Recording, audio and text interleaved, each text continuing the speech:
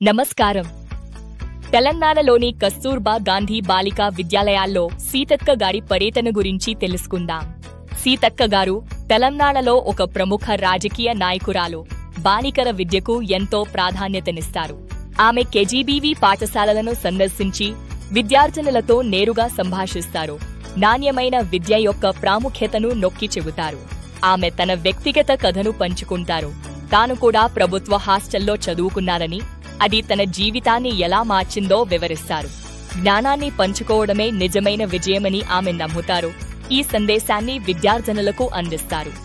వెనుకబడిన వర్గాల బాలికలకు 6వ తరగతి నుండి 12వ తరగతి వరకు నాణ్యమైన విద్యను అందిస్తాయి. తెలంగాణలో 475 ఉన్నాయి. 2023లో 38 పాఠశాలలు ఇంటర్మీడియట్ స్థాయికి అప్గ్రేడ్ చేయబడ్డాయి. ఇది 3000 మందికి పైగా బాలికలకు ప్రయోజనం చేకూర్చింది. వారికి ఉన్నత విద్యకు మార్గం సుగమం చేసింది. పాఠశాలల్లో మరియు పరిసరాల్లో పరిశుభ్రతను పాటించాలని సీతక్క గారు విద్యార్థినులను ప్రోత్సహిస్తారు.